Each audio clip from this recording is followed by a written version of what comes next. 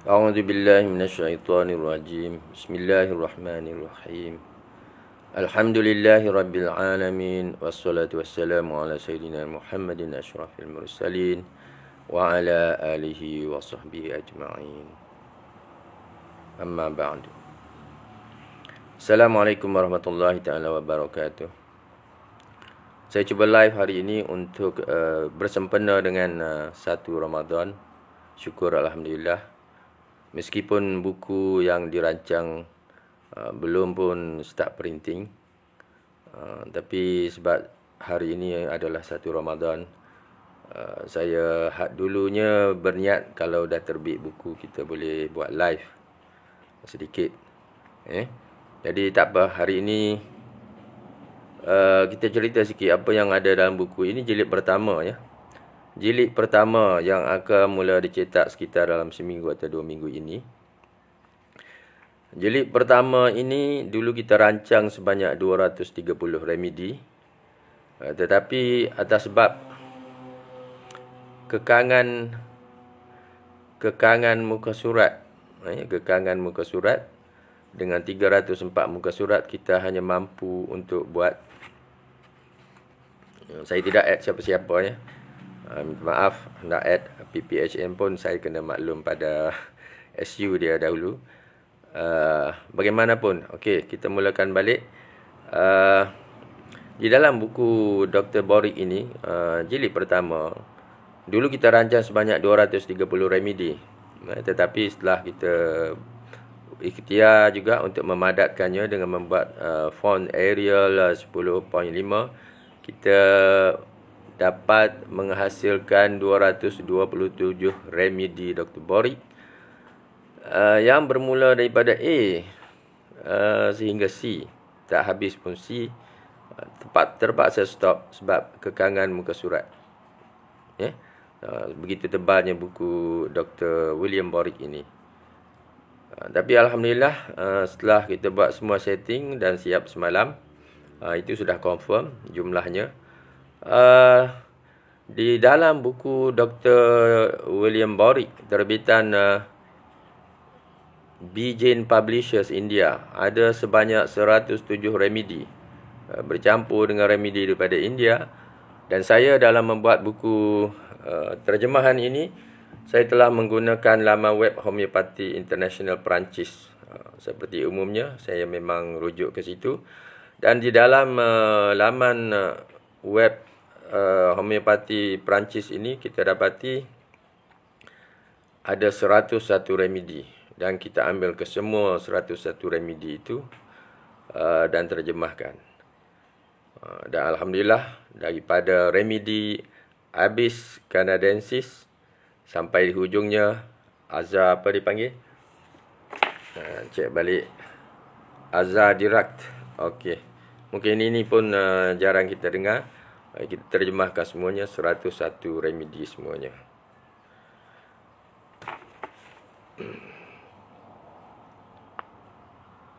Okey.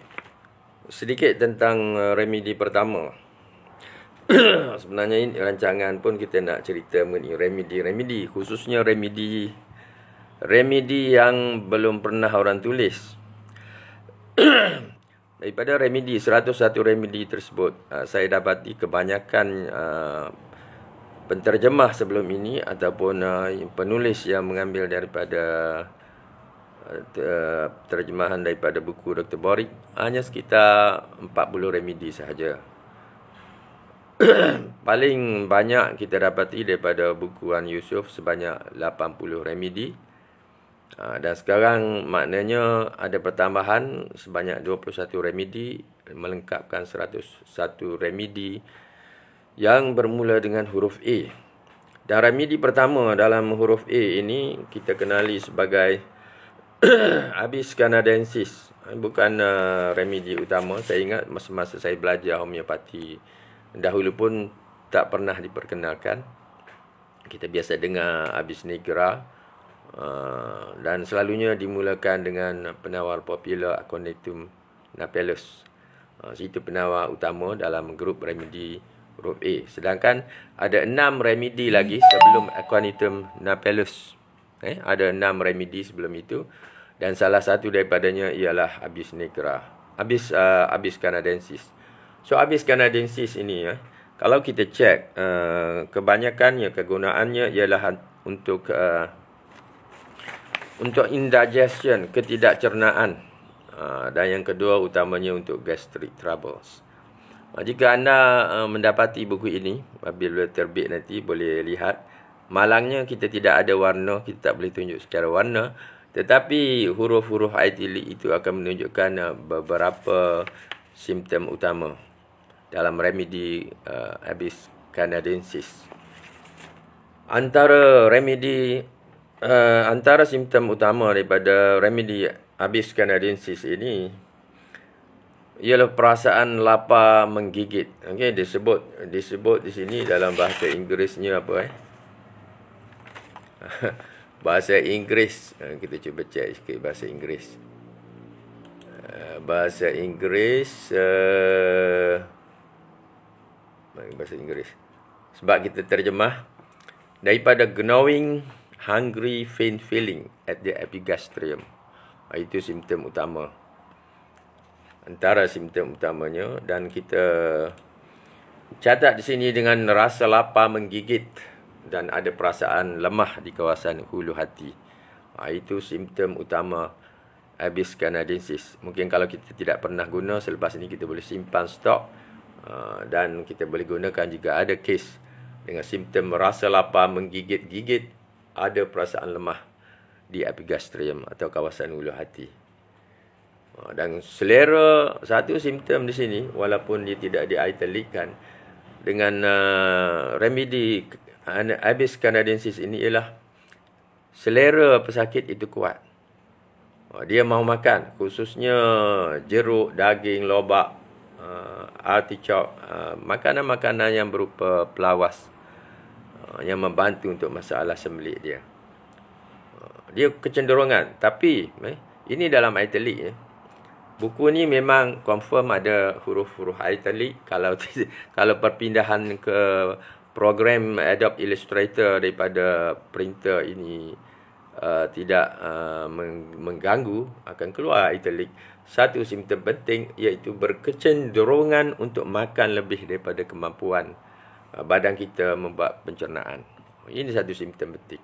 Kita ingin makan banyak, tetapi kemampuan badan kita untuk mencerna kurang.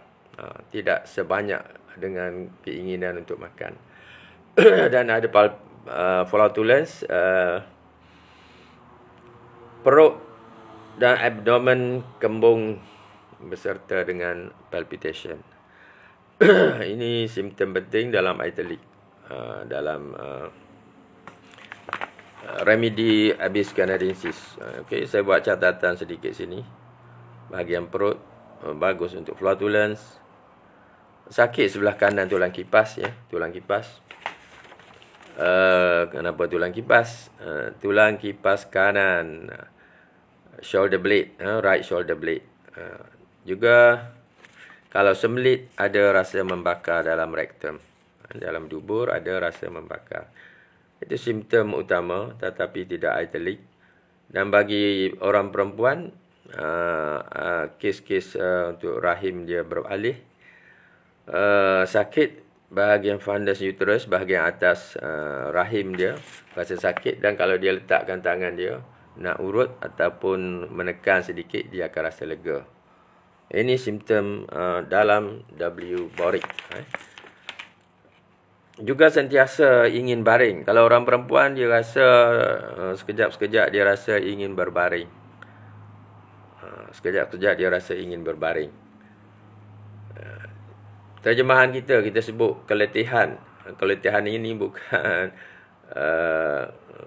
keletihan ini daripada istilah prostration. Prostration pun kita terjemah sebagai keletihan, kadang-kadang kelesuan, tengok kes. Dan dia ingin membaringkan diri setiap masa.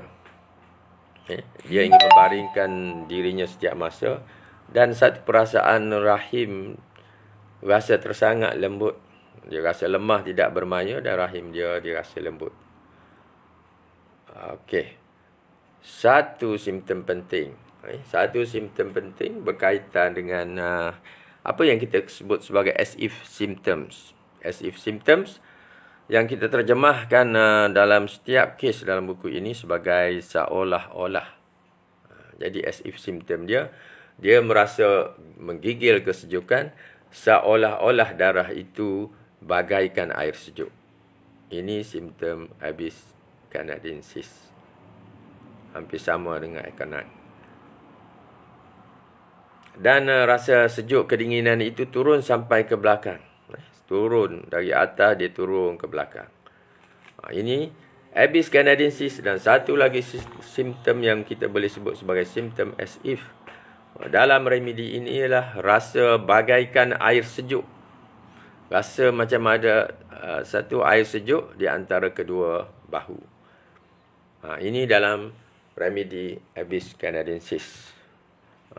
Dan ada juga simptom berpeluh sebelah malam. Itu tak apa. Yang pentingnya, apa simptom as if, apa kegunaan utama remedi ini?